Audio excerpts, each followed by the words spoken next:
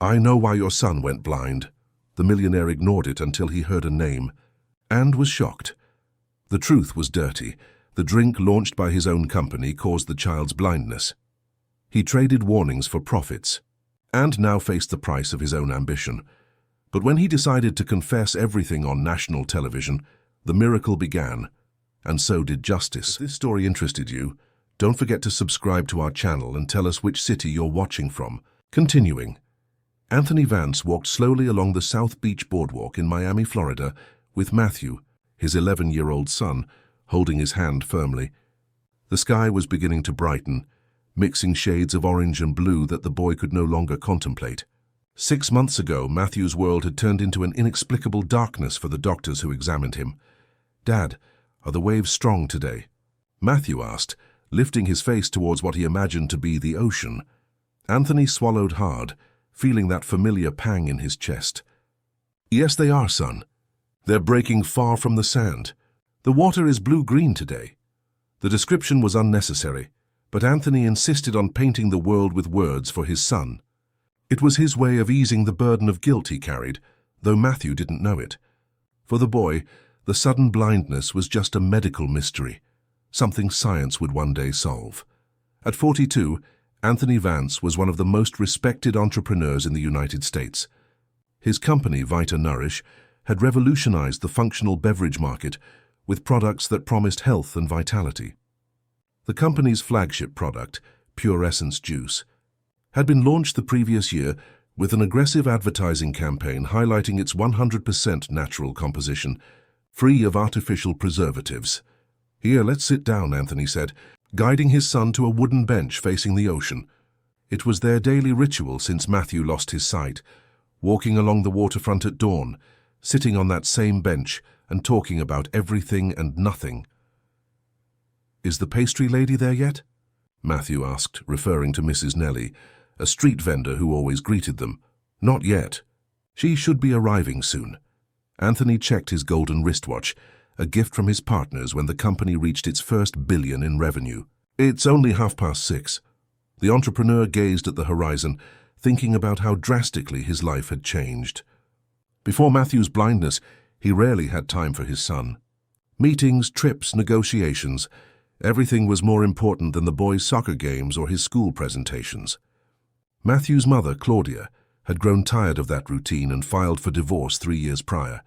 She now lived in Ireland with a new husband, maintaining contact with their son only through weekly phone calls. The tragedy had brought father and son closer in a way Anthony had never imagined. He completely reorganized his schedule, delegated responsibilities, and began working predominantly from home. To the corporate world, he was an example of a dedicated father, sacrificing part of his career for his son's well-being.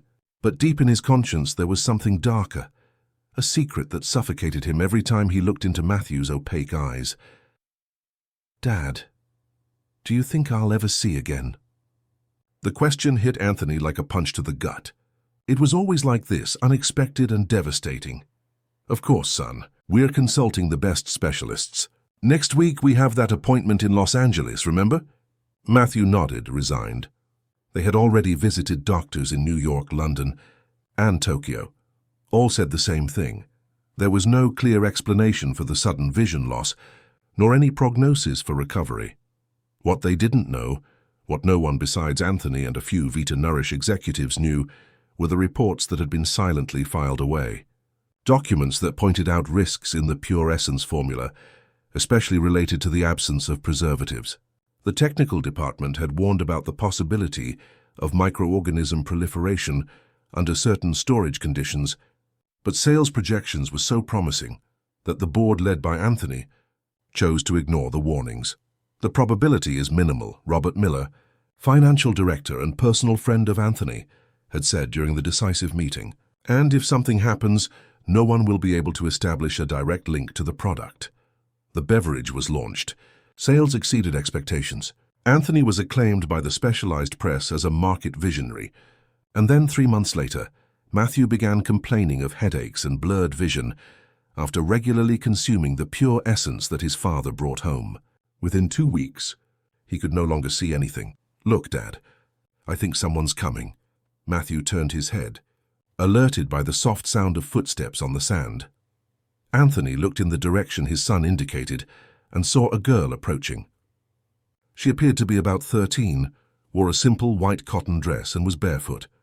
Her dark curly hair framed a face with indigenous features, and her dark eyes seemed to possess a disturbing intensity. "Good morning," she said, with a melodious voice that contrasted with her fragile appearance. "Good morning," Anthony replied automatically, surprised by the girl's unaccompanied presence at that hour of the morning. "May I sit down?" she asked, indicating the empty space on the bench. Before Anthony could answer, Matthew spoke up. "Of course. What's your name?" "Iara," the girl replied, sitting next to Matthew. "And you're Matthew, aren't you? The boy who can't see the ocean." Anthony stiffened immediately. How did that girl know his son's name, and why was she addressing his condition so directly? "Do you know my son?" he asked, unable to disguise the tension in his voice. Iara stared at him with those disturbing eyes. "I know many children who have lost important things, Mr. Vance. Some have lost their sight, like Matthew. Others have lost much more." A shiver ran down Anthony's spine. There was something in the way she pronounced his surname, as if she knew not only his name but also his darkest secrets. "How do you know who I am?" The girl smiled enigmatically. "Everyone knows the great Anthony Vance, the man who transformed the healthy beverage market in the United States, the creator of the famous Pure Essence that Matthew brightened. My dad is very important. He helps people be healthier." His son's innocent comment was like a dagger to Anthony's heart. Iara continued to observe him with that penetrating gaze, as if she could see right through him. "Do you always come here at this time?" she asked Matthew, finally diverting her gaze from Anthony. "Every day with my dad. It's our special time." "How lovely," Iara said, placing her hand over Matthew's.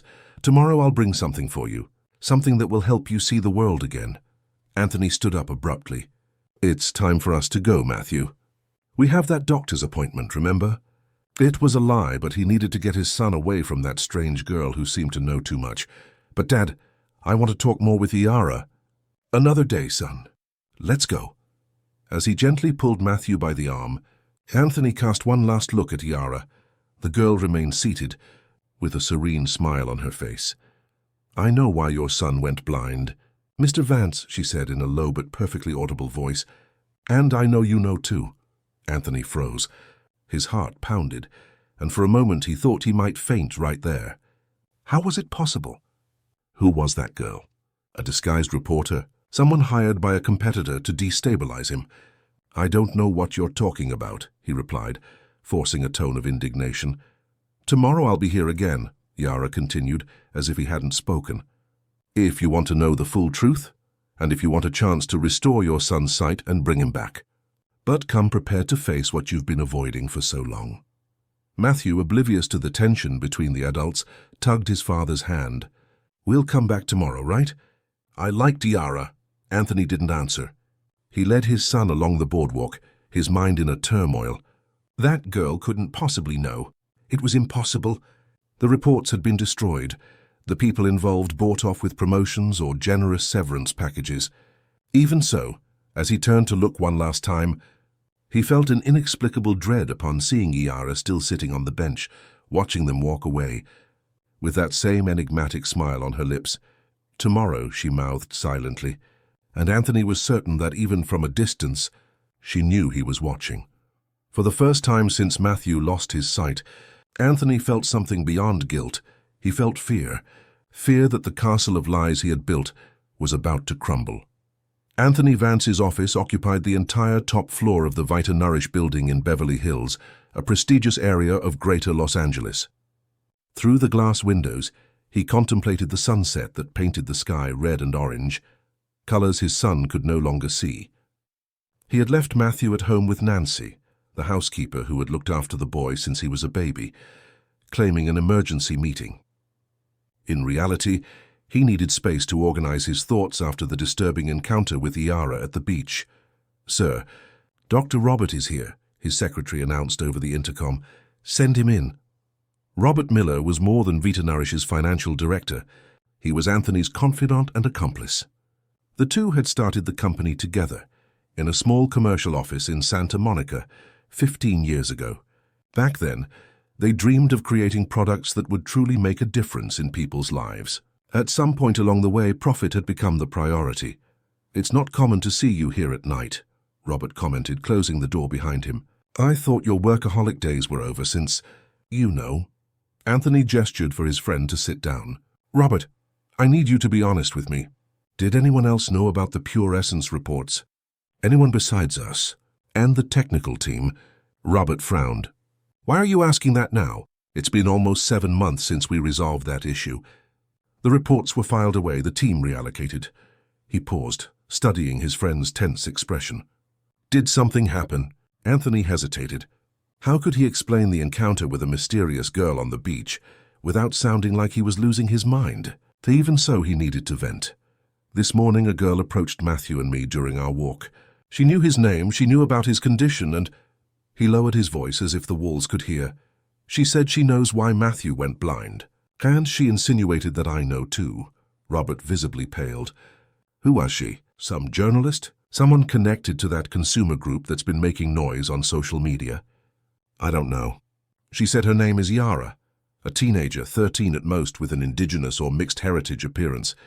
She said she knows other children who have lost important things and that she'll meet us again tomorrow." "And you intend to go?" Robert seemed genuinely alarmed. "I don't know. Matthew liked her. And what if—" Anthony hesitated, almost afraid to voice the thought. "What if she really knows something that could help my son?" Robert stood up, walking to the window. The sky was now almost completely dark, with the city's first points of light beginning to shine. "Anthony, we need to be rational. We've already consulted the best specialists in the world. None of them established a definitive connection between the product and Matthew's condition. Because we destroyed the evidence," Anthony exploded, banging his fist on the table. "Don't you understand?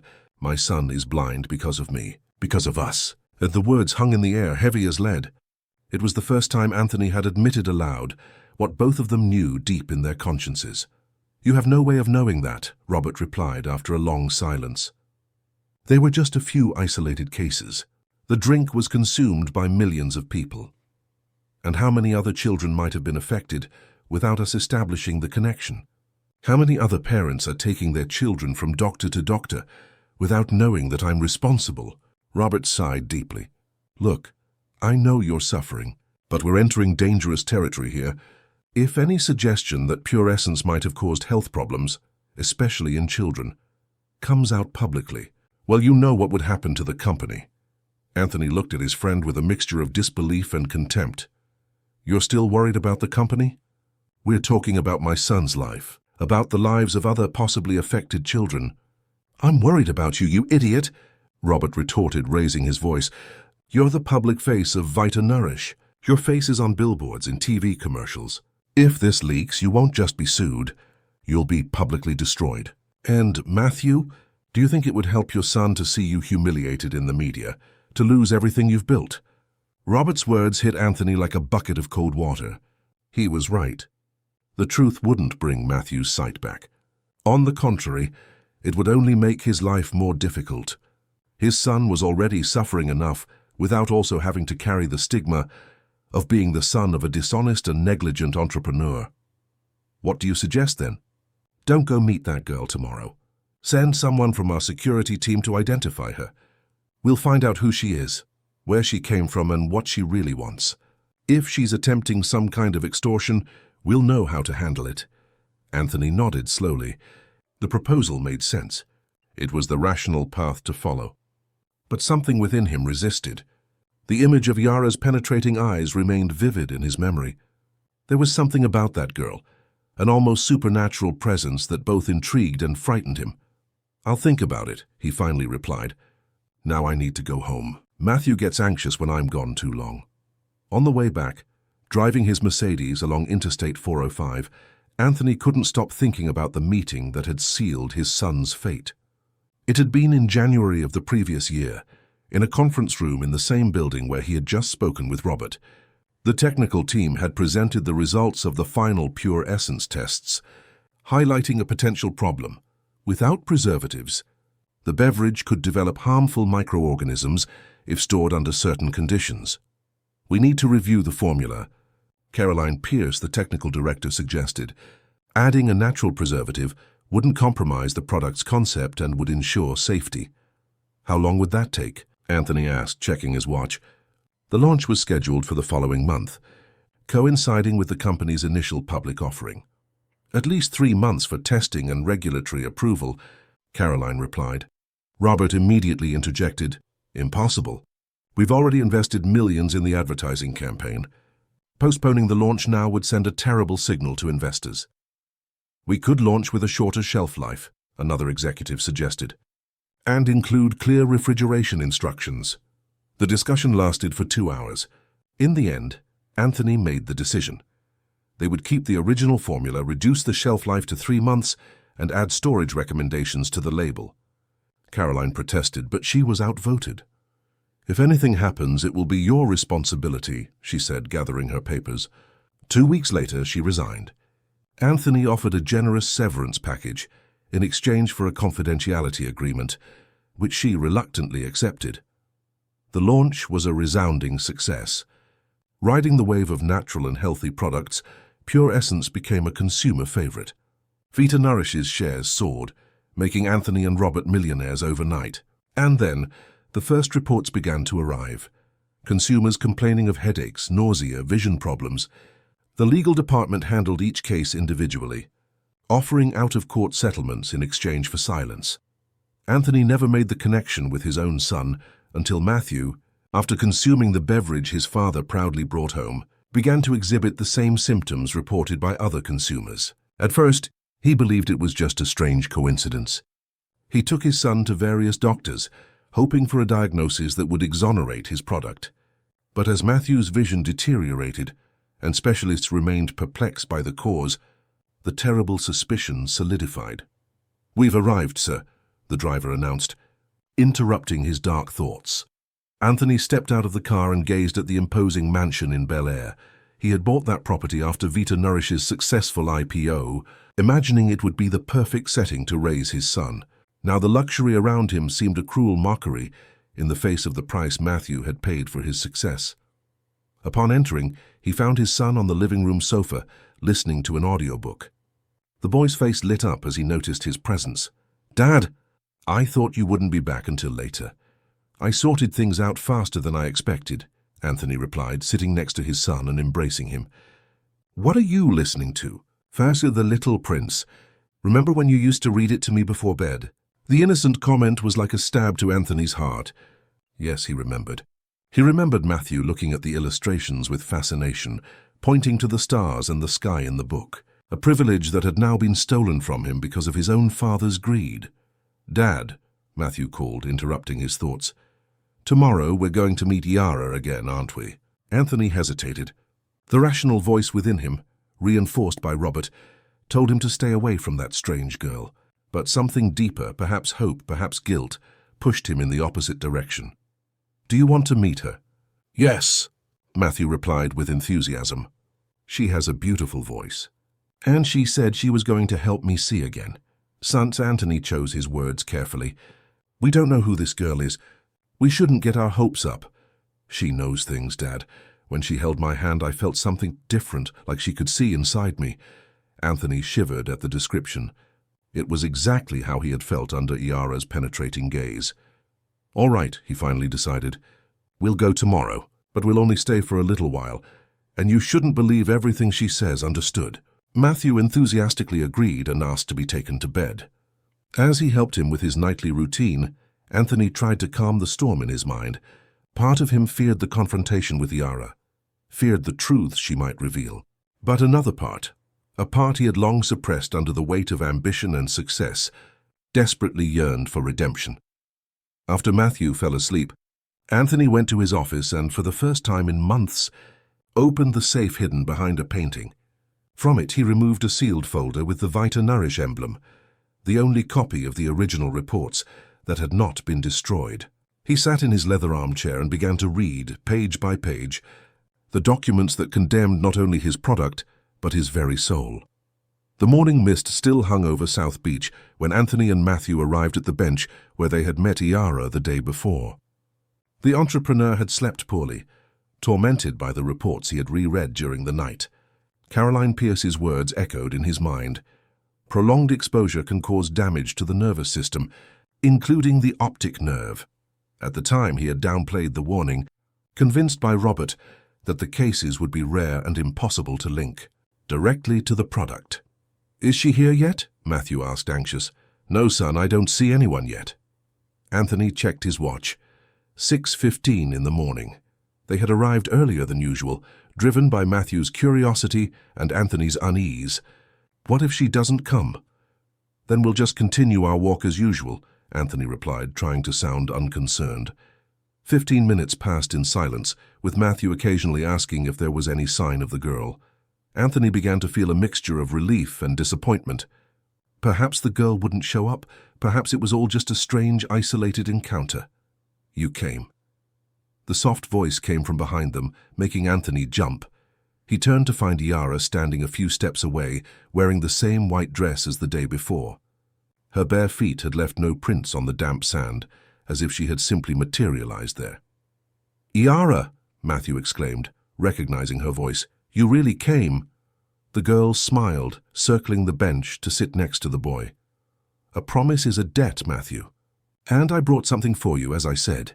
She took from a small leaf-wrapped bundle what appeared to be a mixture of dried herbs. "What is that?" Anthony asked, suspicious. "A tea, made with deep rainforest herbs my grandmother taught me to prepare. It won't restore your son's sight immediately, Mr. Vance, but it's the first step in a healing process." Anthony frowned. "I'm not going to give my son something I don't know anything about. If you want to help, tell me who you really are and what you know about his condition." Yara gazed at him with those deep eyes that seemed to see beyond his facade as a worried father. "You already know what caused Matthew's blindness. It's in the documents you read last night." Anthony paled. How could she know about the reports? Was she spying on his house? "Matthew," Yara said, addressing the boy, "could your father excuse us for a few minutes? I'd like to talk to you alone." "No way," Anthony quickly intervened. "I'm not leaving my son alone with a stranger." "Please, Dad," Matthew pleaded, "just for a little while. We'll be fine right here. You can stand nearby, watching." Anthony hesitated, torn between suspicion and the desire not to contradict his son. 5 minutes, he finally conceded. "I'll be right over there, watching you." He moved a few yards away, keeping his eyes fixed on the pair. He saw Yara leaning in to whisper something in Matthew's ear, saw his son's face change from curiosity to surprise, then to an expression he couldn't decipher.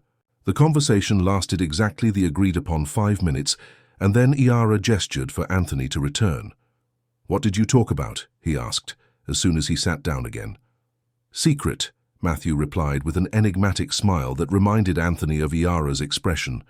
"Mr. Vance," the girl said, turning to him, "I know you don't trust me, and you have good reasons for that, but now I need to speak with you privately. Matthew has already agreed." Anthony cast an interrogative glance at his son, who nodded. "It's okay, Dad, I'll wait here." Reluctantly, Anthony accompanied Yara a few yards further, making sure to keep Matthew in his line of sight. "Just tell me what you want," he demanded, as soon as they stopped. "Money. Is that it? Are you trying to blackmail me?" Yara looked at him with an almost pitying expression. "I'm not interested in your money, Mr. Vance. I'm interested in the truth and in healing, not just for your son, but for all the children affected by your pure essence." Anthony felt his blood run cold. "How do you know that? Who are you really?" "Who I am doesn't matter now. What matters is what you will do with the knowledge you have." Dr. Caroline Pierce's reports were clear. The fungus that develops in beverages without adequate preservatives under certain storage conditions produces a toxin that attacks the central nervous system. In children, whose bodies are more susceptible, the optic nerve is frequently affected.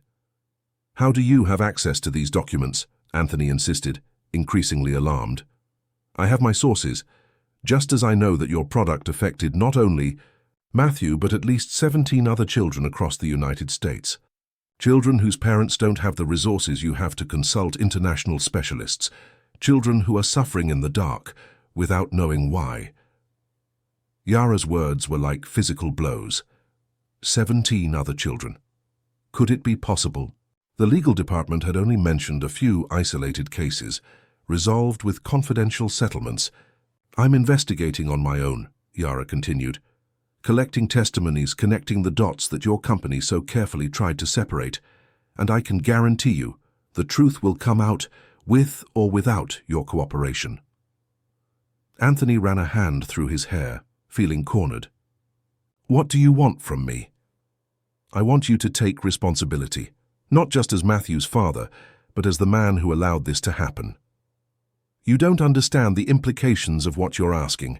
If I publicly admit that Pure Essence caused these problems, the company will be destroyed. Thousands of employees will lose their jobs.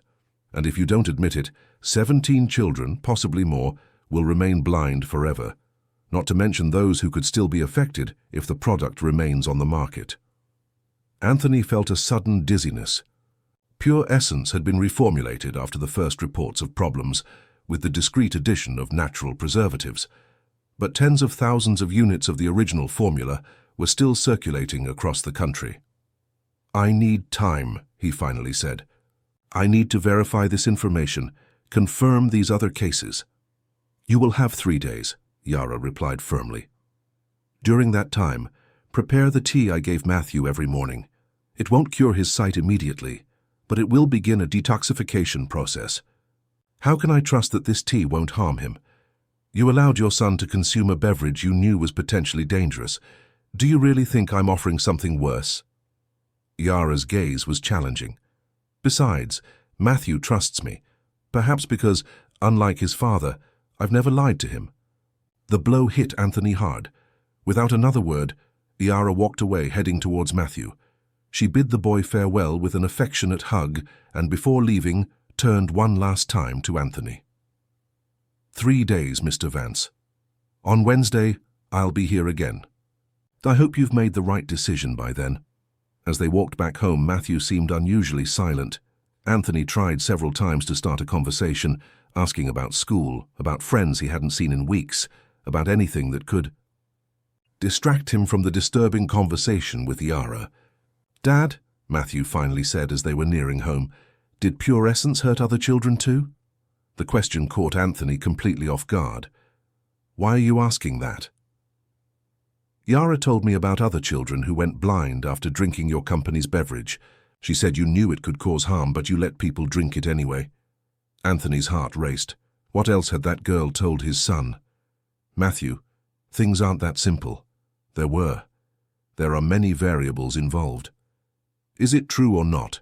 The boy insisted, with a hardness in his voice that Anthony had never noticed before.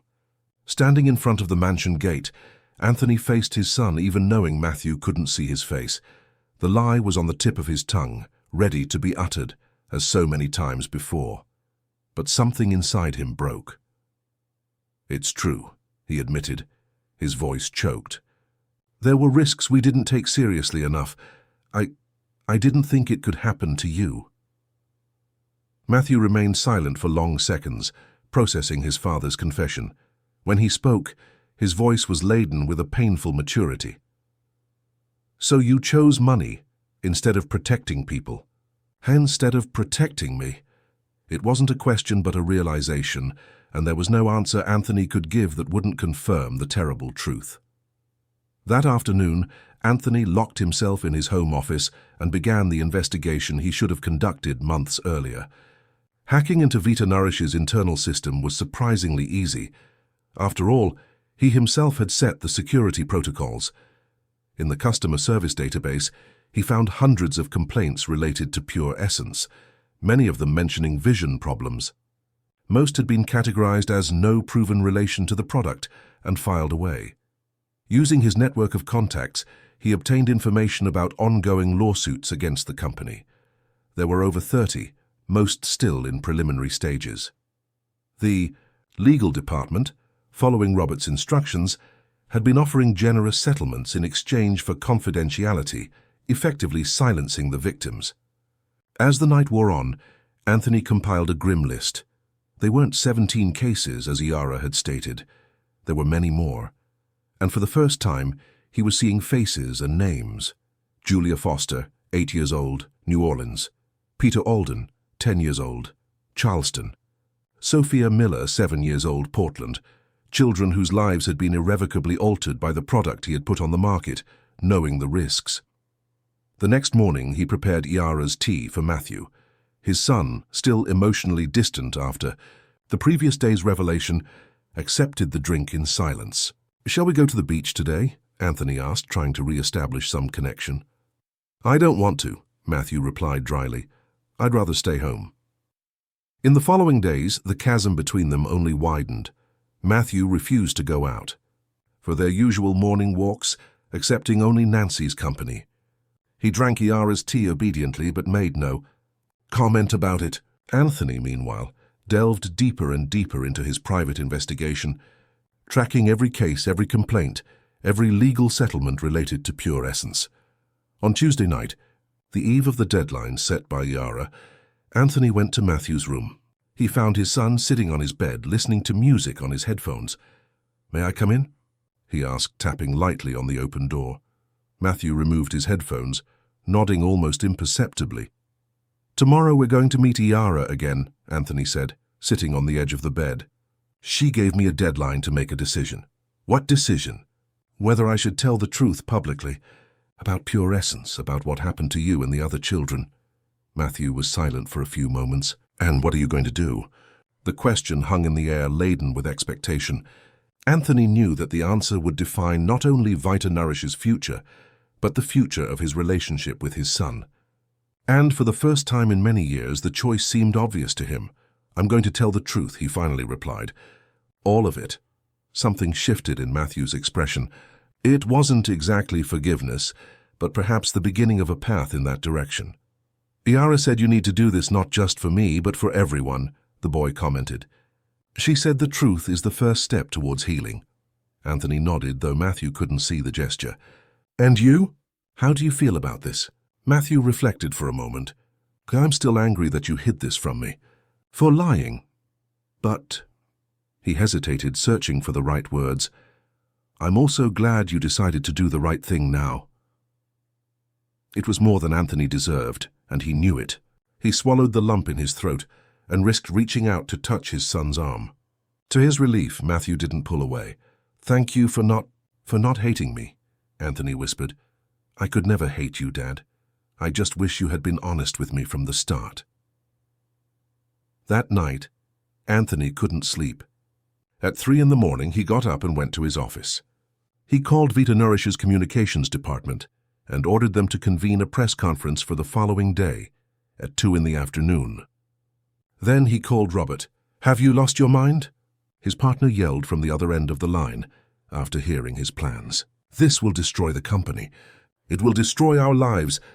It has already destroyed the lives of dozens of children," Anthony replied, surprisingly calm. "And it almost destroyed my relationship with my son." "I won't allow this," Robert threatened. "I have proof of other decisions you've made over the years, things the board doesn't know about. Do what you deem necessary. My decision is made." As he hung up, Anthony felt a strange relief. It was as if a weight he had carried for months was beginning to dissipate. He knew the road ahead would be difficult. Lawsuits, loss of reputation, possibly even prison. But for the first time since Matthew lost his sight, he felt he was doing the right thing. The conference room at the Beverly Wilshire Hotel was packed. Journalists from all the country's major media outlets crowded together, eager to discover the reason for Anthony Vance's urgent summons. Rumors had been circulating since the sudden announcement of the press conference. A major acquisition, the launch of a revolutionary product, or perhaps Vita Nourish's international expansion. None of them imagined what they were about to hear. Backstage, Anthony adjusted his tie in front of the mirror. His hands trembled slightly. He had slept only 2 hours the night before, and deep dark circles marked his face. Beside him, Matthew remained silent, holding the cane he rarely used in public at his father's insistence to minimize his condition. Today, however, it was important for everyone to see exactly who he was, a boy blinded because of his father's decisions. "Are you sure you want to do this?" Matthew asked, sensing his father's tension. "Absolutely," Anthony replied. "Do you want to stay here, or would you prefer to watch from the audience?" "I want to stay with you." The simple answer warmed Anthony's heart. In recent days, he felt that something was changing in his relationship with his son. It wasn't complete forgiveness, but a beginning of reconciliation. His phone vibrated. It was Robert for the 5th time that morning. He ignored the call. His partner had spent the night trying to dissuade him, alternating between threats and pleas. He even offered to buy his share of the company for a value far above market, provided he cancelled the press conference. Anthony refused all proposals. "Mr. Vance, we're ready to begin," an assistant informed him, peeking through the door. With a deep sigh, Anthony took Matthew's hand and guided him onto the stage. The buzz immediately ceased when the two appeared before the cameras.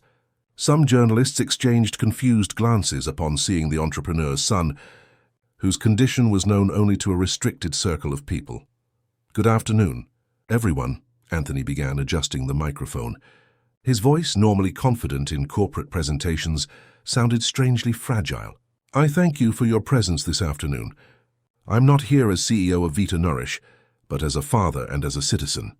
He paused, gathering strength for the words that would change his life forever. He looked at Matthew standing beside him and then continued. 7 months ago, my son Matthew suddenly and seemingly inexplicably lost his sight. We consulted the best specialists in the world, with no conclusive answers. But the truth, which I deliberately tried to ignore, is that his blindness was caused by the consumption of a product manufactured by my own company, Pure Essence Juice. A murmur of astonishment ran through the room. Cameras clicked frantically, capturing Anthony's solemn expression and Matthew's impassive face. The technical reports we received before the launch clearly indicated the risks of inadequate preservatives. Under certain storage conditions, the beverage could develop microorganisms producing a neurotoxin capable of affecting the nervous system, particularly the optic nerve in children. Anthony then detailed how the company had ignored these warnings, pressured by the launch schedule and financial projections. He explained how the first reports of problems were handled in isolation by the legal department, with confidentiality agreements that prevented a pattern from being established. Now I know that Matthew was not the only one affected. My personal investigation identified at least 43 similar cases across the United States, most involving children between 6 and 12 years old. I assume full responsibility for each of them. The room was in absolute silence now, everyone absorbing the impact of that extraordinary confession. I'm here to announce 3 immediate measures. First, the recall of all Pure Essence units still in circulation. Second, the creation of a compensation fund for all victims, financed entirely with my personal assets. Third, my resignation from the position of CEO of Vita Nourish, effective immediately. Journalists fired questions simultaneously, creating an unintelligible cacophony. Anthony raised his hand, asking for silence. "Before answering questions, I would like my son to say a few words if he wishes." Matthew nodded, and Anthony adjusted the microphone to his height. The boy cleared his throat, nervous with the sudden attention. "My name is Matthew Vance. I'm 11 years old. 7 months ago, I could see the world like any of you. Today, I live in darkness. It was hard when I found out this happened because of the drink my own father helped create. I was very angry with him." He paused, taking a deep breath. "But I also know that he's doing the right thing now. And that's important to me, to the other children who were affected, and to the father I know he wants to be." The simplicity and sincerity of Matthew's words moved the room. Some journalists subtly wiped away tears as they frantically took notes. Anthony, unable to contain his own emotion, hugged his son, murmuring a thank you in his ear. The ensuing question and answer session was relentless.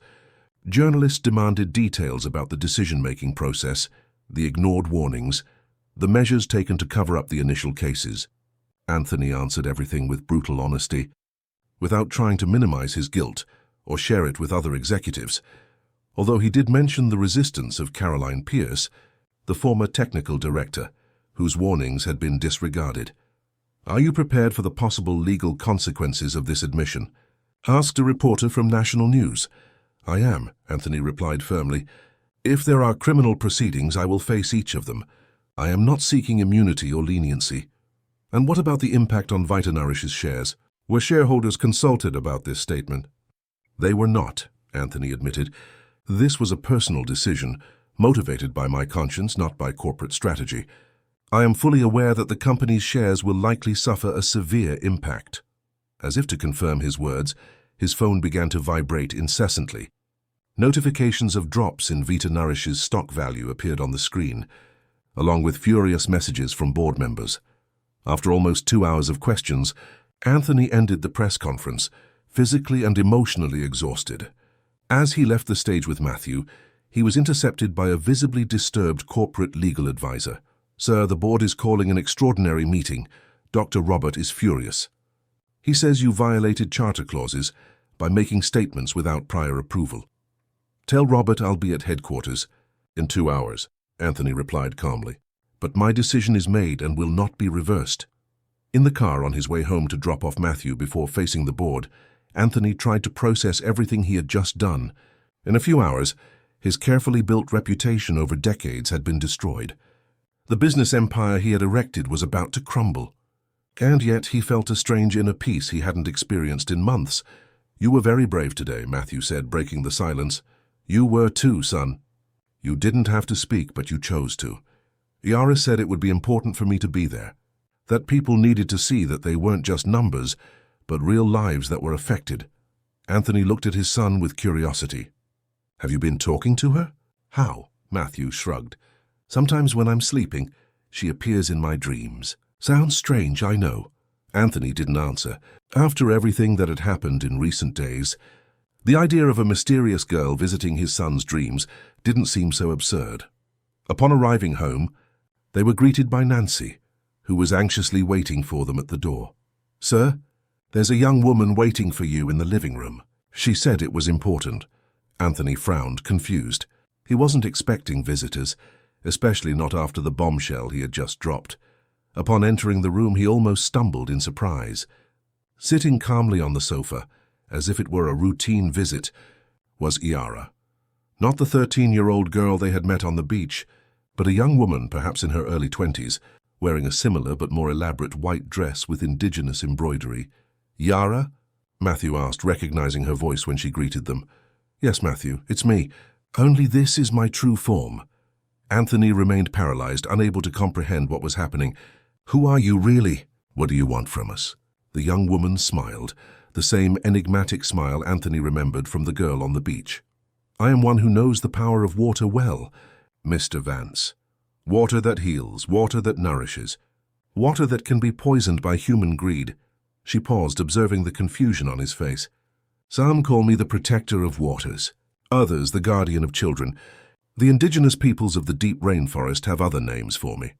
Matthew approached as if drawn by an invisible force. "Are you the Yara of legend? The mother of waters?" She laughed softly. "Legends always have a kernel of truth, Matthew. Let's say I am a manifestation of what your people try to explain through myths." Anthony sat heavily in the nearest armchair, trying to process what he was hearing. Part of him wanted to dismiss it all as a delusion, a result of stress and sleep deprivation. But another part, perhaps the same one that had led him to publicly confess his guilt, was strangely open to the possibility. "Did you watch the press conference?" he finally asked. "I did. You made the right choice, though it was difficult. Few men in your position would have the courage to sacrifice so much." "It wasn't a sacrifice," Anthony corrected. "It was responsibility. Something I should have taken on a long time ago." Yara nodded, approving the answer. "That's why I'm here, to fulfill my part of the agreement." From a natural fiber bag she carried, she took out a small glass vial containing a transparent liquid with faint, bluish reflections. "This is the remedy I promised. It's not magical, though it may seem so to those who don't understand the secrets of the deep rainforest plants. It's an infusion of herbs that will help reverse the damage caused by the toxin. 3 drops in Matthew's eyes 3 times a day for 9 days. She handed the vial to Anthony, who examined it skeptically. "And I'm just supposed to trust that this will work?" "Do you have an alternative?" Yara asked with a slight challenging tone. "The doctors have already exhausted all their options."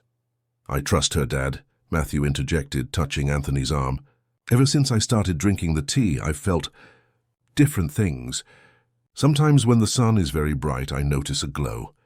It's not an image, it's just a sensation of light, but it's more than I had before. Anthony looked at his son in surprise. Matthew hadn't mentioned this before. Why didn't you tell me? Because I wasn't sure if it was real.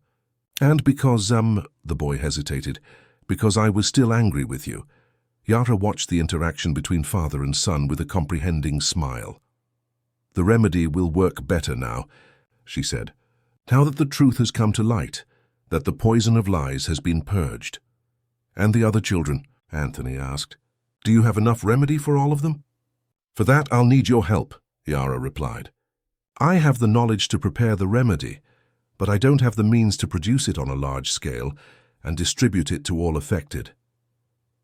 Anthony immediately understood what she was suggesting. You want me to use Vita Nourish's infrastructure to produce the remedy? It would be poetic, wouldn't it? The same company that caused the harm being the instrument of healing. Before Anthony could answer, the phone rang. It was Robert again. This time he answered. Anthony, you've completely lost your mind. His partner's voice was so loud that even Matthew could hear it. The board is in an uproar. Shares have dropped 32% in just the last few hours. We're receiving legal summons every minute. If you don't retract what you said immediately, claiming stress or any other excuse, you're finished. I'm already finished, Robert, Anthony replied calmly. And I accept that. The question is, are you willing to accept your share of responsibility too? What are you talking about? I'm not the public face of the company. No one associates me with Pure Essence. But you were in that meeting. You convinced me to ignore Caroline's warnings. We are equally responsible. There was a long silence on the other end of the line. When Robert spoke again, his voice was dangerously controlled. You'll regret this, Anthony. I have documents about other decisions you made that the board would love to know about. Things that would make your confession today look like a childish prank. Do what you deem necessary. I'm no longer trying to protect my reputation or my freedom. He hung up the phone, finding Yara watching him intently. He's going to try to destroy you, she commented. Probably. But I don't care anymore. And about my proposal? Will you use Vita Nourish to produce the remedy? Anthony reflected for a moment. Technically, after his resignation, he no longer had the authority to make decisions for the company. The board would certainly block any initiative of his, but he still owned 42% of the shares and knew all the operational intricacies of the company. I'll do better than that, he finally replied. He'll create a new company, dedicated exclusively to the production of natural remedies, starting with the formula you developed for Matthew. Yara's eyes shone with approval. It's a wise decision, a genuine form of reparation. It won't be easy, Anthony warned. After today's press conference, my credibility is destroyed. No investor will want to associate with me. You still have your own resources, Yara reminded him. And more importantly, you have the necessary knowledge and now the right motivation. She stood up, indicating that the visit was coming to an end. Apply the remedy to Matthew according to the instructions. In 9 days we will meet again to discuss the next steps. In the meantime, prepare for the storms that will come. Your former partner will not give up easily, and there are other forces that prefer the truth to remain hidden. Before leaving, Yara approached Matthew and whispered something in his ear. The boy nodded with a solemn expression on his face. What did she say? Anthony asked after the visitor had left. She said that healing comes not just from the remedy, but from the truth. And that now that you've chosen the path of truth, many things will start to change. That night, as he applied the first drops of the remedy to his son's eyes, Anthony felt something he hadn't experienced in a long time. Hope. A fragile hope, born amidst the destruction he himself had caused, but hope nonetheless. 3 months passed since the press conference that transformed Anthony Vance from a respected entrepreneur into a controversial figure on the national stage. As predicted, the consequences were devastating. Vita Nourish's shares plummeted. His personal fortune was drastically reduced by lawsuits and out-of-court settlements, and his reputation, built over decades, was shattered in a matter of days. Still, in an old cosmetics factory on the outskirts of New Orleans, Anthony worked tirelessly on his new project. The warehouse, acquired with part of what remained of his resources, had been transformed into a laboratory dedicated to producing remedies based on the formula provided by Yara. The walls, once grey and impersonal, now displayed vibrant paintings of deep rainforest flora and fauna, the work of local indigenous artists. A small but dedicated team, composed mainly of botanists, pharmacists, and representatives from traditional communities, worked in harmony under his coordination. "Dad, another letter arrived," Matthew exclaimed, entering Anthony's makeshift office with an envelope in his hands. The boy moved with increasing confidence through the space, using his cane less and less. Anthony smiled as he observed his son. In recent months, Matthew's transformation had been remarkable. After completing the treatment with Iara's remedy, he gradually began to distinguish shapes and shadows. Now, although still far from perfect, vision. He could identify silhouettes, perceive movement, and on days of intense light even distinguish some colors. "Where's it from this time?" Anthony asked, taking the envelope. "From the stamp, it looks like it's from Seattle," Matthew replied, leaning in to try and see better. This was another sign of progress, his interest in using the limited vision he was recovering. Anthony opened the envelope, already imagining the content. In recent weeks, they had received dozens of similar letters. Testimonies from families whose children were being treated with Lumina, the commercial name of the remedy, developed from Iara's formula. "It's from the Torres family. Their daughter Juliana is 9 years old and started treatment a month ago," Anthony read aloud. "After so many doctors told us there was no hope, seeing her recognize her grandmother's face for the first time in 8 months was like a miracle. We have no words to express our gratitude." Matthew smiled, proud. "How many children are we helping now?" 78 confirmed, and 36 more are receiving treatment, but we don't have feedback on the results yet. The new company, named Lumina Herbal Remedies, operated under an unusual business model. There were no external shareholders, only Anthony as owner and investor. The remedies were provided free of charge to all children, identified as victims of pure essence, and sold at cost to hospitals and clinics treating other types of visual problems. For Anthony, it wasn't a commercial venture, but a mission of reparation. Each bottle produced, each thank you letter received, helped to alleviate some of the burden of guilt he still carried. "Dr. Henry wants to speak with you," informed Helen, the young administrative assistant who had followed Anthony since Vita Nourish, one of the few people who remained loyal after the scandal. Henry Sampson was the chief botanist of the laboratory, a middle-aged man who had abandoned a promising career at a multinational pharmaceutical company to join the project.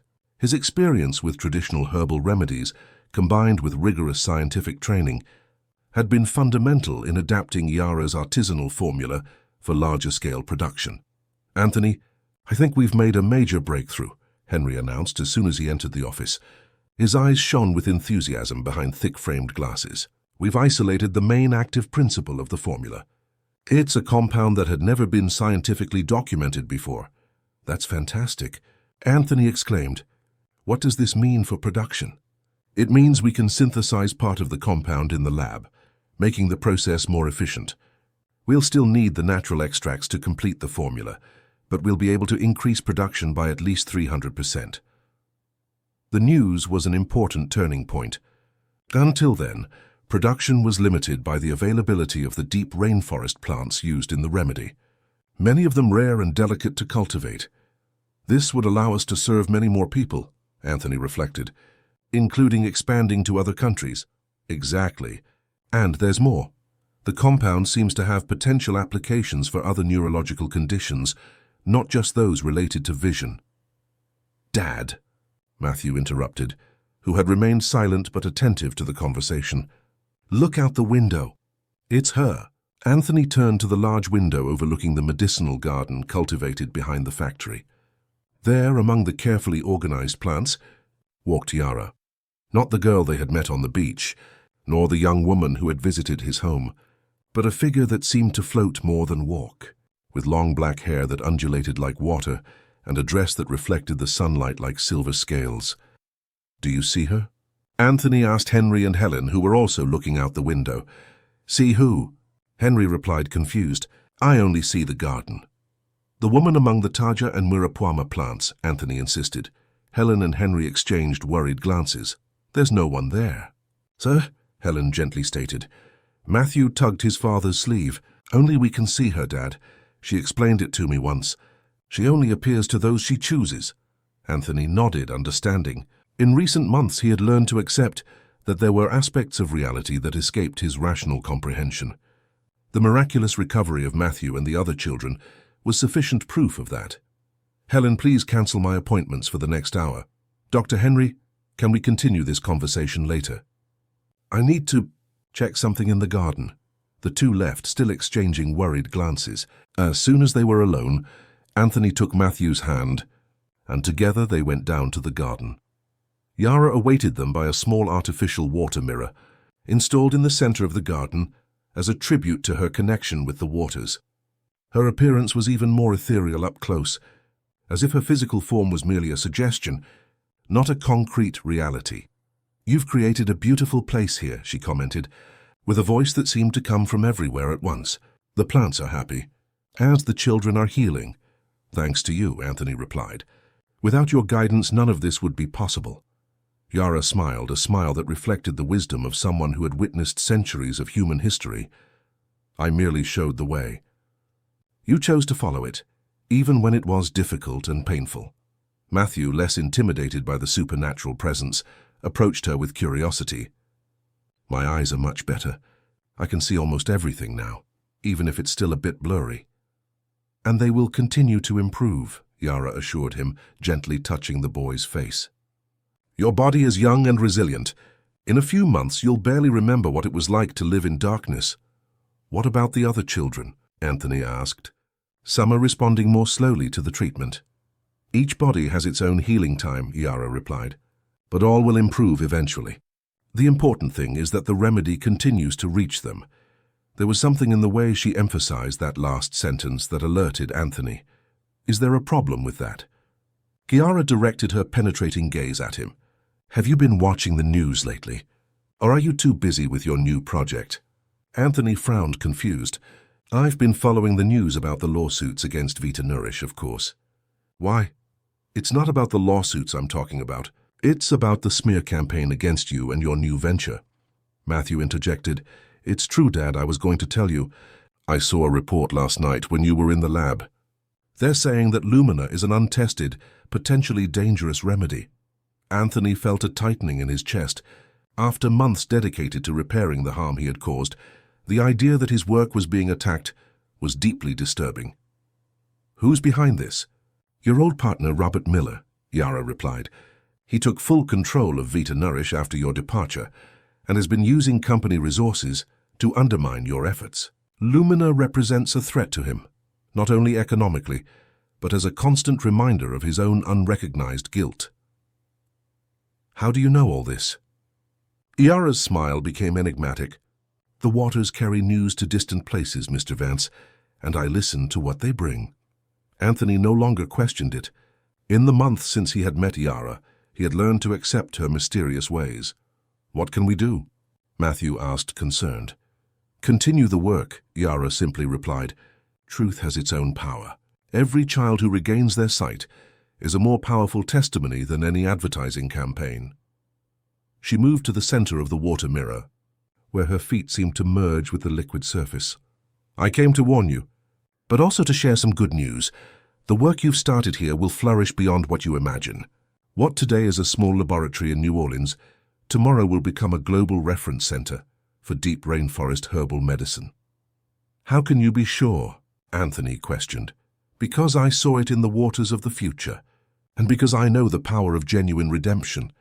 She looked directly at Matthew. "Your father chose the most difficult path, but also the truest one. That choice creates waves that expand far beyond what we can see now." Yara began to gradually dissolve, her form becoming indistinguishable from the water surrounding her. "We will see each other again when the time is right. Until then, trust in the work you have begun and do not be discouraged by the forces that will try to stop you." With those words, she disappeared completely, leaving only a gentle circular ripple on the water's surface. Father and son remained silent for a few moments, absorbing the extraordinary encounter. It was Matthew who spoke first. "She's right, Dad, we can't let Robert stop us." Anthony nodded, feeling a new determination grow within him. "We won't let him. We have something he doesn't. the truth on our side. That same night, sitting in front of the computer in his modest apartment in New Orleans, the mansion in Los Angeles had been sold to finance the settlements with the victims. Anthony saw for the first time the campaign mentioned by Iara. An investigative documentary produced by a streaming channel questioned the efficacy and safety of Lumina, insinuating that Anthony was exploiting the hope of desperate parents to rebuild his public image. Even more disturbing, the documentary featured testimonies from experts asserting that there was no proven connection between Pure Essence and the cases of blindness. The narrative suggested that Anthony had suffered a nervous breakdown after his son's illness, creating an imaginary conspiracy to explain something that was, in fact, a tragic coincidence. As he watched that deliberate distortion of the truth, Anthony felt anger growing within him. His first impulse was to call his lawyers and initiate a defamation lawsuit. But then he remembered Iara's words, "Truth has its own power." Instead of reacting defensively, he decided to adopt a different approach. He convened an emergency meeting with his small team for the following morning. "We need to respond to these attacks," he announced, after showing the documentary to everyone. "But not through lawsuits or official statements. We will respond with results." The plan he presented was bold: meticulously document each recovery case with independent medical examinations before and after treatment. Invite respected scientific journalists to visit the laboratory and follow the entire production process. And, most importantly, organize a large gathering bringing together all the children who had regained their sight thanks to Lumina. "We will let them tell their own stories," he explained. "Without intermediaries, without filters, just the raw and emotional truth of transformed lives." In the following weeks, as the media attacks continued and intensified, the small Lumina team worked tirelessly to put the plan into action. Matthew became a central piece of the strategy, not only as a symbol of possible recovery, but as a passionate ambassador for the project, connecting with other affected children and families. 2 months later, the Gathering of Light, as it was called, brought together in New Orleans more than 60 children who had partially or fully recovered their sight thanks to treatment with Lumina. The event, broadcast live by various media outlets, became a viral phenomenon on social media. One image in particular captured the public's heart. Matthew, now with enough vision to read with the aid of special lenses, reading an open letter he had written for other children still in the treatment process. "Darkness is scary," he read, with a clear and emotional voice. "But it doesn't last forever if we have the courage to seek the light. And sometimes the light comes from places we never imagined, like a father who made mistakes, but found the strength to correct them." The event generated a wave of public support that virtually nullified the effects of the negative campaign. Renowned scientists spoke out in favor of the treatment's legitimacy, and more families began to seek Lumina for their affected children. A week after the Gathering of Light, Anthony received an unexpected visit in his office. Caroline Pierce, the former technical director of Vita Nourish, who had warned about the risks of Pure Essence. "It took me a while to come," she admitted, after an awkward hug. "Part of me was still angry that you didn't listen to me in that meeting. But what you're doing now, it's extraordinary." "I should have listened to you from the start," Anthony replied sincerely. "So many children would have been spared." "We can't change the past," Caroline said with a gentle smile. "But the future is still open. I came because I want to be a part of this. I left my job last week. I'm available if you want me on the team." Caroline's arrival, with her technical expertise and intact reputation in the scientific community, was a significant boost for the project. Under her guidance, Lumina began to develop new products based on the same active principle, targeting other neurological conditions. 6 months after Lumina's production began, the country's most prestigious medical journal published an independent study confirming its efficacy in 87% of treated cases, an extraordinary rate for any medical treatment. The study definitively established the connection between the neurotoxin present in specific batches of Pure Essence and the cases of blindness, scientifically validating what Anthony had confessed in the historic press conference. In the same week of the publication, Robert Miller announced his resignation as CEO of Vita Nourish, citing personal reasons. Rumors in the specialized press indicated that the company's Board had demanded his departure after irrefutable evidence of his participation in the decision that led to the Pure Essence disaster. On a Sunday afternoon, almost a year after the fateful encounter with Yara on South Beach, Anthony and Matthew walked along the same boardwalk. The boy, now 12 years old, wore special glasses, but moved with the confidence of someone who had almost completely regained his sight. "Dad, look at the sunset," Matthew exclaimed, pointing to the horizon, where the sun was dipping into the ocean in an explosion of colors. Anthony felt his eyes well up. Hearing his son comment on something visual, something that a year ago was completely inaccessible to him, still moved him deeply. "It's beautiful, isn't it?" he replied, putting his arm around his son's shoulders. "Yes, but do you know what's more beautiful?" "What?" Seeing you smile again, Anthony hugged his son, unable to contain his emotion. The path had been hard, filled with material losses, public attacks, and sleepless nights. But at that moment, with Matthew recovered and dozens of other children seeing again thanks to his work of redemption, he felt a peace that all the money and power in the world had never provided him. "I think she's watching us now," Matthew commented softly, looking at the waves breaking on the beach. "Yara?" "Yes, sometimes when I look at the water, I have the impression of seeing her reflection, even if she's not visible." Anthony nodded, understanding. In the months since his last encounter with the mysterious entity, he had learned to perceive her presence in small signs, in the murmur of the water, in the unusual sparkle of a dewdrop, in the seemingly miraculous healing that continued to transform lives. "Thank you," he whispered to the waves, not caring if anyone thought him strange, "for showing us the way." For a brief moment, the water seemed to shimmer unusually, as if responding to his gratitude. "Come on, Dad," Matthew called, pulling his hand. "We have a lot of work tomorrow." And I promised Laura I'd help her with reading. Laura was one of the last children to start treatment, a 6-year-old girl who had only begun to distinguish shapes the previous week. Matthew had become a kind of mentor for the recovering children, using his own experience to help them readjust to the visual world. As they walked back, Anthony reflected on the extraordinary journey they had taken, from the darkness of guilt and lies to the light of truth and redemption, from corporate selfishness to the genuine purpose of healing and reparation. And he thought that perhaps this was Yara's true magic. Not just the remedy that had restored Matthew's and the other children's sight, but the opportunity to see beyond appearances, to recognize one's mistakes and transform them into something meaningful. That night, before bed, Matthew asked his father to read to him, not because he needed to, but because it had become a ritual of reconnection between the two. "What book do you want today?" Anthony asked. Matthew smiled, handing him a blue leather-bound volume. "This one. It's special." Anthony looked at the book with surprise. It was a handwritten journal, titled Our Journey to the Light, a detailed record, in Matthew's still irregular handwriting, of the entire process from the onset of blindness to recovery. "When did you do this?" "In the last few months. I thought it was important to record everything, so we don't forget where we came from and how we got here." Moved, Anthony opened the journal and began to read.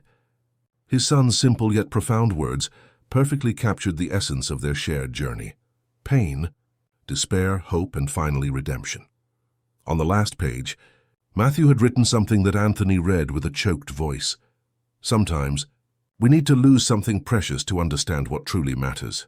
My father lost his company, his fortune, and his reputation. I lost my sight. But together we found something more valuable: truth, courage, and each other. And that is something no one can ever take away from us." End of story. Dear listeners, we hope the story of Anthony and Matthew has touched your hearts. To follow more emotional narratives like this one, we have prepared a special playlist with stories of redemption and new beginnings that you can find by clicking to your left. If this journey of light after darkness moved you, don't forget to subscribe to the channel, leave your like, and share with those who also need hope.